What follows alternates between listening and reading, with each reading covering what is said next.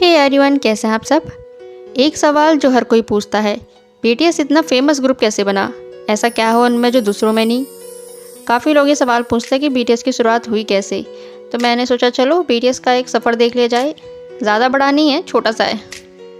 आपको हिम्मत मिलेगी और मुझे भी। तो शुरू करें, लेट्स गो। बीटीएस के मेंबर बिग हिट में शामिल कैसे हुए और बैंग पीडी उन्हें कहाँ कहाँ से ढूंढ के लेके आए, ये तो आपको मैंने उनकी लाइफ स्टोरी में ही बता दिया था। जिसने नहीं देखी है प्लीज़ टाइम मिले तो ज़रूर देख लेना। अब यहाँ से आगे 2013 में जब बीटीएस ने अपनी शुरुआत की बिग हिट कंपनी के साथ, तो बिग हिट कंपनी उस वक्त की सबसे छोटी कंपनी थी जिसके सिर्फ 2 फ्लोर यानी 2 मंजिल थी। इन्हीं 2 फ्लोर में बीटीएस के dance practice room, studio recording, big hit का ऑफिस, बीटीएस के रहने की जगह, सब कुछ था। अब चूँकि ये लोग इतने छोटे थे, कोई इन्हें पूछता नहीं था, तो कोई भी मीडिया या लोग या टीवी वाले इन पर ध्यान नहीं देते थे। इसलिए बैंग पीडी ने दिमाग से काम लिया। बैंग पीडी ने टीवी पर ध्यान देने की बजाय सोशल मीडिया पर ध्यान दिया, यानी कि यूट्यूब पर। बैंग पीडी को पता था कि मीडिया तो हमें दिखाएगी नहीं, इसलिए उन्होंने बीटीएस की हर रोज़ की जो भी एक्टिविटी वो होती थी, खासकर उनकी डांस प्रैक्टिस, इसके छोटे छोटे क्लिप बना के यूट्यूब पर डालना स्टार्ट कर दिया। उनकी डांस प्रैक्टिस, उनके बिहाइंड द सीन, यहाँ तक कि अगर वो खाना खा रहे तो वो भी। अब इससे हुआ ये कि लोग बीटीएस की तरफ अट्रैक्टिव होने लगे, क्योंकि आज तक किसी आर्टिस्ट ने अपनी डांस प्रैक्टिस, अपना खाना खाना और जो भी वीडियोस है बिहाइंड द सीन, ये सब यूट्यूब पर नहीं दिखाए थे। तो बीटीएस ने ऐसा पहली बार दिखाया था, तो वो लोगों को काफ़ी अट्रैक्टिव लगा। इससे हुआ ये कि जो विदेशी लोग थे, खासकर अमेरिका के लोग, उनका ध्यान बीटीएस की तरफ ज़्यादा जाने लगा। 2014 में बीटीएस का बॉय इन लव सॉन्ग आया, जो कोरिया में बहुत फेमस हुआ। 2014 में ही बैंग पीडी ने बीटीएस को हिप हॉप सीखने के लिए अमेरिका भेज दिया। बीटीएस ने एक रियलिटी प्रोग्राम अमेरिकी हसल लाइफ में हिस्सा लिया। यहाँ बीटीएस ने डांस के साथ साथ काम भी किया। बिना काम किए बीटीएस को खाना नहीं मिलता था। बीटीएस ने सारे काम किए, उनकी बोट साफ की, टॉयलेट साफ किए, होटल के काम किए। और ये देखते हुए सबसे ज़्यादा बुरा मुझे जिन के लिए लग रहा था। जिन के लिए इसलिए क्योंकि वो अमीर फैमिली से थे, उनके घर में बहुत नौकर चाकर थे, लेकिन यहाँ उन्हें दूसरों की बोट, दूसरों की गंदगी साफ करनी पड़ रही थी। एनीवे, अब चूँकि बीटीएस का बिहेवियर इतना पोलाइट और अच्छा था, जिसे देखकर लोग बहुत खुश थे उनसे, तो लोग उन्हें और ज़्यादा पसंद करने लगे। 2015 में बीटीएस का आई नीड यू सॉन्ग आया, सुना होगा मेरे ख्याल से आपने। इस सॉन्ग के लिए बीटीएस को SBS MTV का अवार्ड मिला, जो बीटीएस का फर्स्ट अवार्ड था। 2016 में बीटीएस को ब्लड स्वीट टीयर्स के लिए मामा अवार्ड का आर्टिस्ट ऑफ द ईयर का अवार्ड मिला था, पर इसे हम ज़्यादा मेंशन नहीं करते, क्योंकि उस टाइम पर बीटीएस का जो कंपटीशन था, जो उसके साथ जो दूसरे ग्रुप नॉमिनेट हुए थे, उसमें ब्लैक पिंक और एक्सो भी थे।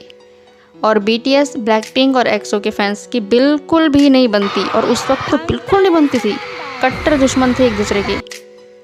तो जब 2016 में पहली बार बीटीएस को मामा का आर्टिस्ट ऑफ द ईयर का अवार्ड मिला, तो लोगों ने, खासकर एक्सो और ब्लैक पिंक के फैंस ने ये कहना शुरू कर दिया कि चार्ट में यानी वोटिंग में हेर फेर हुई है, बीटीएस कैसे जीत सकता है, ये गलत वोटिंग हुई है। बैंग पीडी और बीटीएस पे कई तरह के धोखाधड़ी के इल्ज़ाम उस वक्त लगे थे, पर रियल लोग जानते हैं कि बीटीएस ने सॉन्ग के लिए कितनी मेहनत की थी। ये बीटीएस का पहला आर्टिस्ट ऑफ द ईयर का अवार्ड था, पहला एक बड़ा अवार्ड था जिससे उनको भी यकीन नहीं हो रहा था। ये देखना कैसे हैरान हो गए सब। और सुगा तो पहली बार किसी ने स्टेज पर सुगा को इतना रोते हुए देखा है।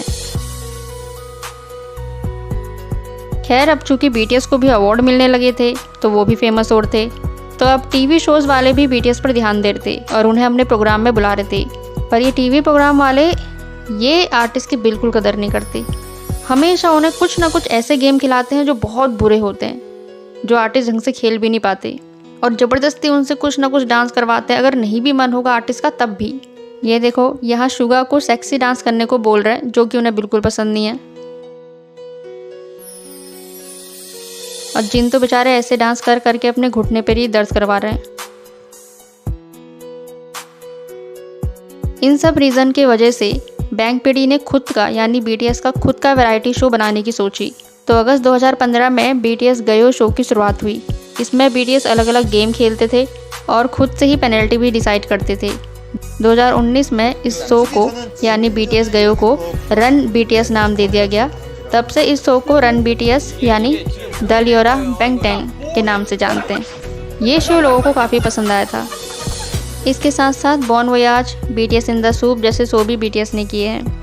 बैंग पीडी ने एक काम बहुत अच्छा किया, BTS को खुद के गाने लिखने दिए। 95% कंपनी अपने आर्टिस्ट को सॉन्ग लिखने की परमिशन नहीं देता है, पर बैंग पीडी ने BTS को गाने लिखने की, म्यूज़िक बनाने की, डांस कोरियोग्राफ करने की सब में छूट दी थी। RM, सुगा, जेहोब इन सब की तो 2-2 मिक्सटेप है खुद की, और वी की भी मिक्सटेप होती अगर वो उसे रिलीज़ करते, पर आप जानते हैं वी को।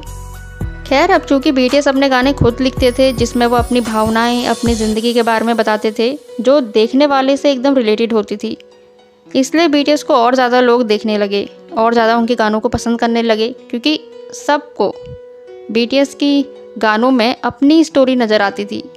Well done bang PD. 2016 में फायर, ब्लड, स्वेट, टीयर्स ये मेलन चार्ट में नंबर 1 पे थे। फिर BTS की विंग्स एल्बम आई जो बिलबोर्ड के 26वें रैंक पर थी। 2017 में स्प्रिंग डे सॉन्ग आया जो अमेरिका में बहुत फेमस हुआ था। उसके बाद DNA, और इस DNA सॉन्ग की वजह से 2017 में ही BTS को बिलबोर्ड अवार्ड में बुलाया गया। खैर, तो बिलबोर्ड में परफॉर्म करने के बाद भी BTS थोड़े निराश हो गए थे बीच में।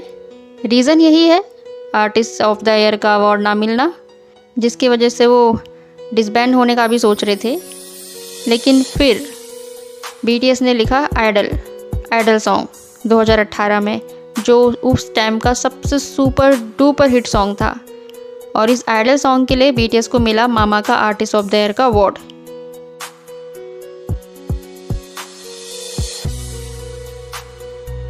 यहाँ से स्टार्ट हुई BTS की असली जीत।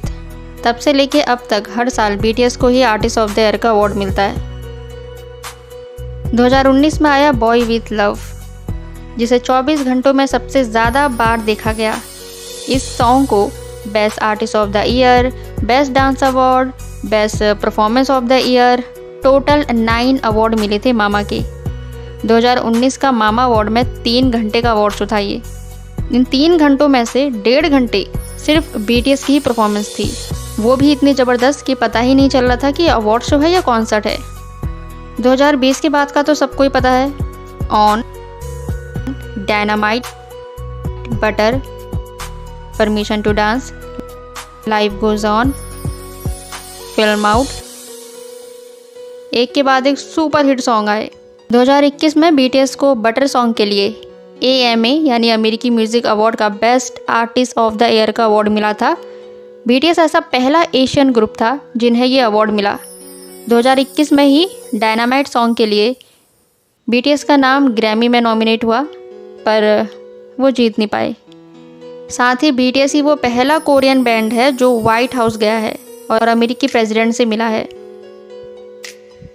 अभी ऐसी बहुत सी चीज़ें हैं जो रह गई हैं, मैंने सिर्फ जो मेन पॉइंट लगे वही बताए हैं। बैंग पीडी के दिमाग और BTS के हार्डवर्क, उनका टैलेंट और उनका पोलाइट बिहेवियर, इन्हीं वजह से BTS नंबर 1 पर है। चलो फिर जो पॉइंट रह गए हैं वो फिर कभी देख लेंगे। आई होप ये वीडियो आपको पसंद आई होगी। फिर मिलती हूँ। Take care, bye bye.